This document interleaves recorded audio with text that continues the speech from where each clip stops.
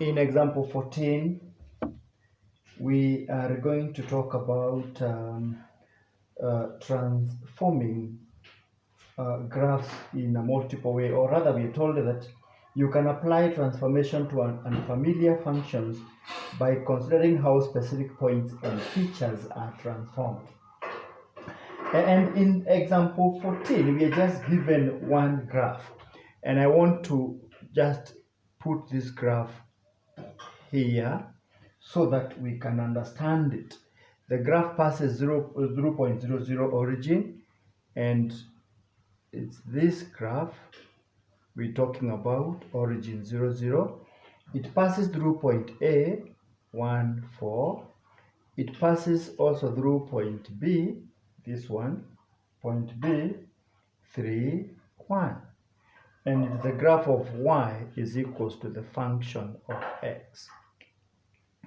And I just want to place Maio somewhere at the corner here so that we can remember what Maio is. We cannot leave our tool of transformation behind, because this is what we are heavily relying on. A and A, teachers should value holiness. And as part A of the graph, we are expected to transform this original graph into the graph y is equals to fx plus 1. And clearly you can see this is addition inside, and according to Maio, addition inside is a horizontal translation. This is a horizontal translation of negative a step. Incidentally, our a happens to be positive 1. So horizontal translation of negative 1 step. What does this mean? Horizontal means all x values move to the left, all x values move to the left 1 step, or all x values minus 1. What does this mean? This means now our new graph, according to this transformation, when x was 0, now it's going to be negative 1, the graph passes there. Here x was 1, it's going to be 0. Here x was 3, it's going to be 2. So something like that. Okay, we are not drawing to scale. All we need to take care of is the conspicuous point. This is negative 1. This is the new point A, 0, 4. And this is the new point B, 2, 1. And this, the graph of y now is equals to f, x plus 1. That is just like it as far as that particular transformation is concerned. It's part B talks of sketch the graph of y is equals to f, x minus 1. You can already see here our a is negative 1.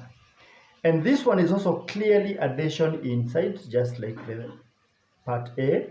Addition inside, which is again horizontal translation of our a is negative 1. Let's just make that correction here. Our a is negative 1. Of negative 1 step, of negative minus 1 step means 1, positive 1 step. What does this mean? All x values move to the right 1 step. All x values move to the right 1 step, or all x values plus 1. So our new graph now becomes, what was 0 becomes 1. This is 1. What was 1 becomes 2. This is 2, 4. Remember, y values are not affected. What was 3 becomes 4. Y value still not affected. So we have a graph that again looks like that. And this is the graph of y is equals to f x minus 1. Exactly, just note the change of the conspicuous point. Let's look at part C. Part C talks of y is equals to fx minus 4. Fx minus 4. And here our a is negative 4. And you can see we have addition, but this time outside, not within the bracket. And addition outside means vertical translation of negative 4 steps. What does this mean? Because it is vertical, all y values, all y values move down because it is negative 4 steps. Or rather, we can talk about subtract 4 from each and every y value. Our new graph now becomes y here was 0. Now it becomes negative 4. Y here was 4. It becomes 0. X doesn't change. Y here was 1. It becomes minus 3.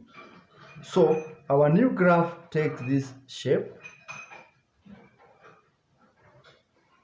Of course, that is negative 4. This is our new point A, which is 1, 0. This is our new point B, which is 3 minus 3.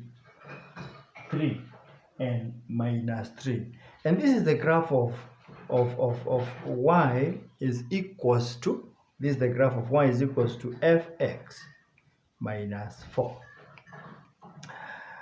If we move further to part D, if we move further now to part D, we are expected to sketch the graph of 2y is equals to fx.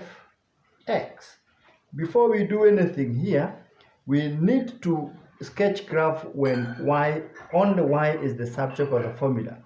That means we have to divide everything by 2, and we have y is equals to a half fx. Clearly, there is multiplication outside, and our a is a half. This is multiplication outside. You can see half is outside the bracket, and it is multiplied. So multiplication outside means vertical stretch. This is vertical stretch of scale factor a, which is a half. What does this mean? All y values multiplied by a half. They have to be multiplied by a half. And this is what we realize our graph is going to be. All y values are to be multiplied by half. Here y was 0, 0 times half remains 0. Here y was 4, 4 times a half is 2.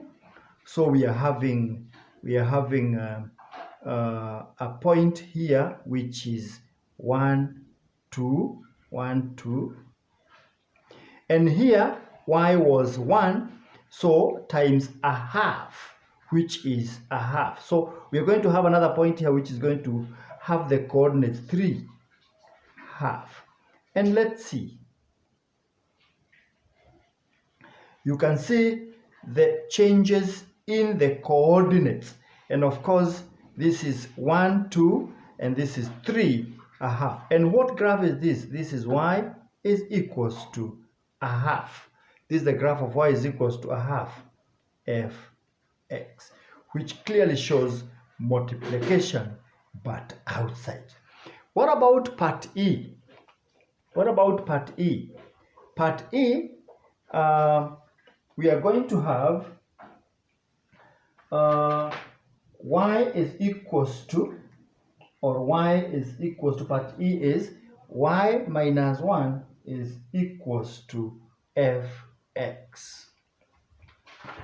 And so to speak, now that we have y minus 1, and we must make y the subject of the formula. So we are having y is equals to fx plus 1.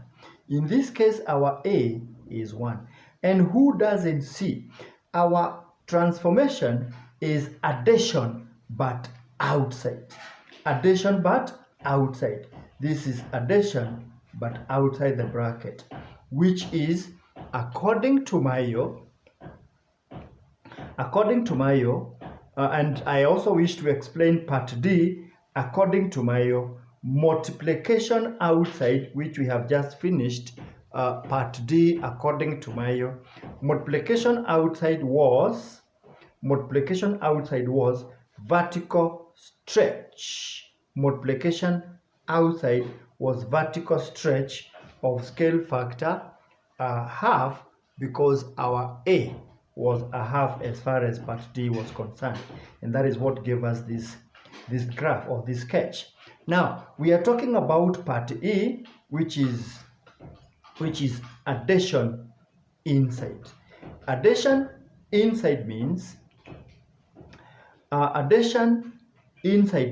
horizontal, not addition inside, addition outside.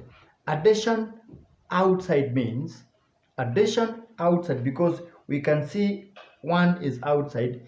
Addition outside means vertical translation of A steps. This is going to be vertical translation of A step. What is our A? A is 1 of 1 step. What does this mean? All y values go up 1 step, or all y values plus 1. Let us have our diagram, our resulting sketch here. Here y was 0, it becomes 1. So we are having 0, 1 point there. Here y was 4, it becomes 5. So we are having a point there. X doesn't change, 1, 5. And here y was at B, y was 1. So we have a new point B, which is 3, 2, because we are having